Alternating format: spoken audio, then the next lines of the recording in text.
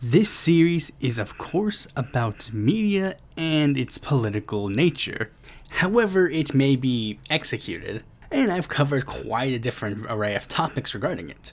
One topic I've covered is the idea of political lost media. As the name suggests, literally media that is no longer here. And there are quite a number of things that I could also talk about on that subject matter.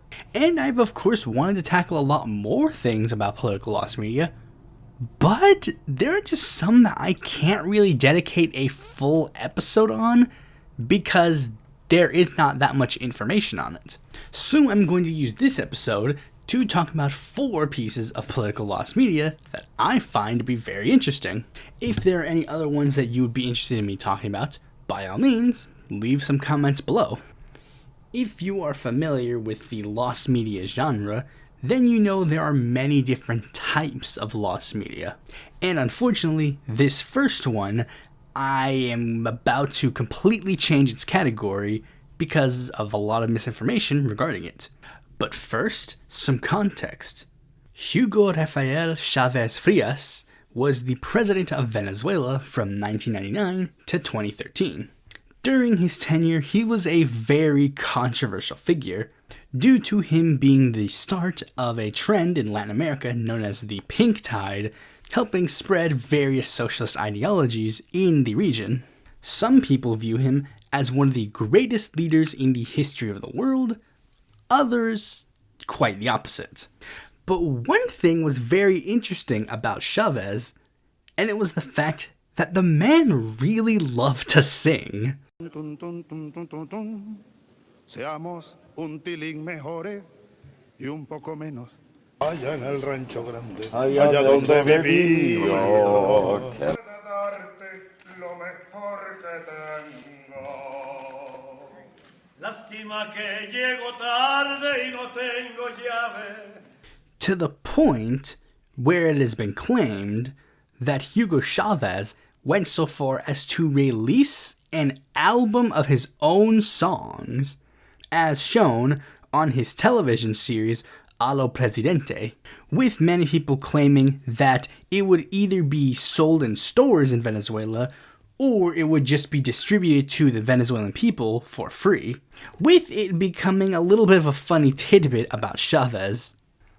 But this is the part where I'm sadly gonna have to break some hearts, because most of the people who have talked about this subject in the lost media community fail to even acknowledge the TV show in question that he brings it up, or the fact that that entire episode is transcripted and readily available for you to look at yourself, which also means that it is readily available to translate. And after translating it, it really does not seem like this album even exists. For starters, the clip seems to be saying that an associate of his named Teresa Manguia was the one who made it, not Chavez.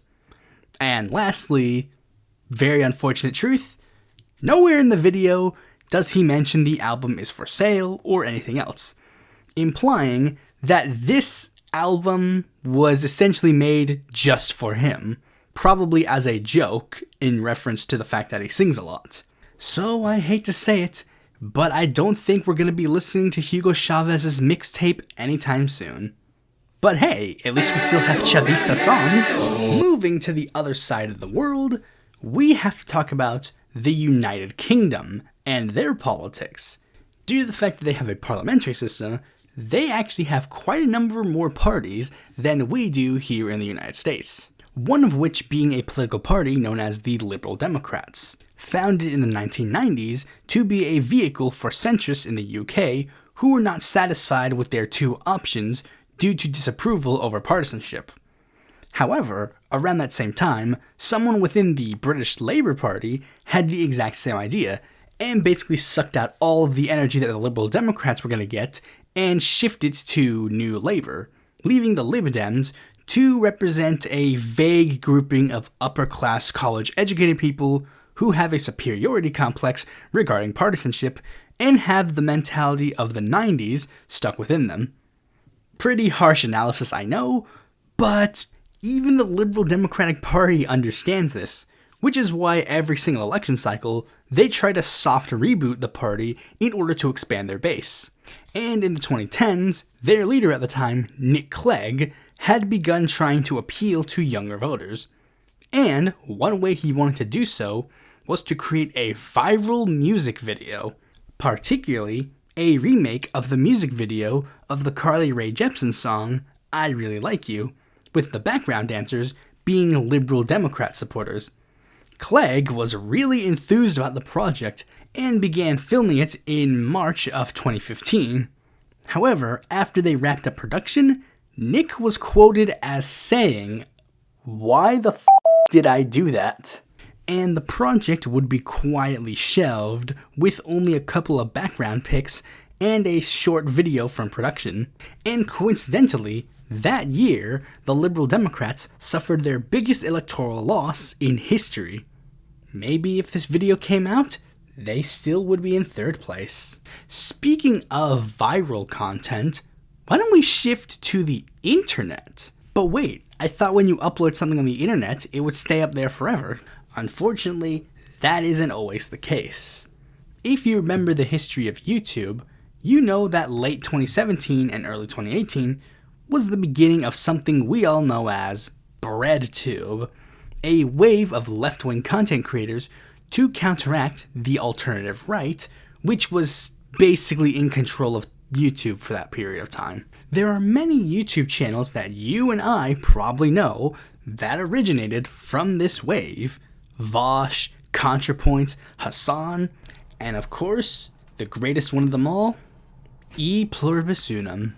Another leftist creator that was popular on YouTube at the time was a creator by the name of Gutian.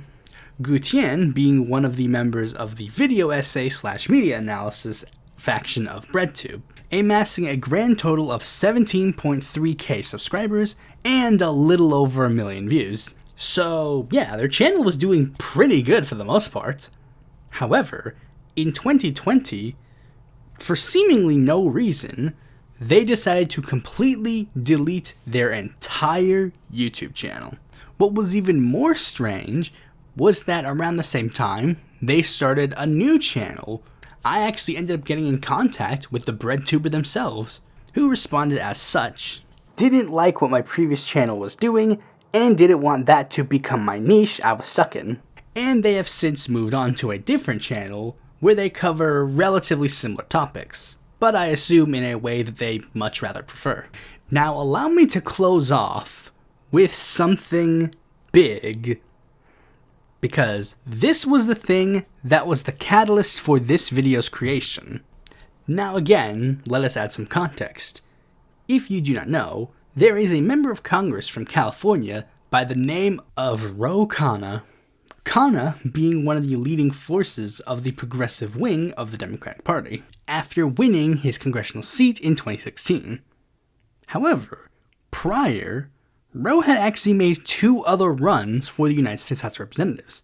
Once in 2014 for the seat that he would end up winning, but also 10 years prior, initiating an anti-Iraq war primary bid against incumbent Representative Tom Lantos, seeking to mimic a similar movement that happened during the late 60s, early 70s, where many anti-Vietnam War candidates primaried liberal hawks within the Democratic Party. Ro was not the only person to do so. Ahmad H. Abu Ghazaleh also ran against him, but from a more libertarian perspective. Of course, many people wanted the three to debate each other due to their differences on the issue of the Iraq War, but Lantos was reluctant to do so, which led to massive criticism, so eventually they did end up debating at least one time, and due to my affinity for Congressman Ro Khanna, I have been interested to see this debate, which I cannot find anywhere. Now you might say, big deal, debates happen and get lost all the time, whatever. The problem is, I had actually encountered this debate once before.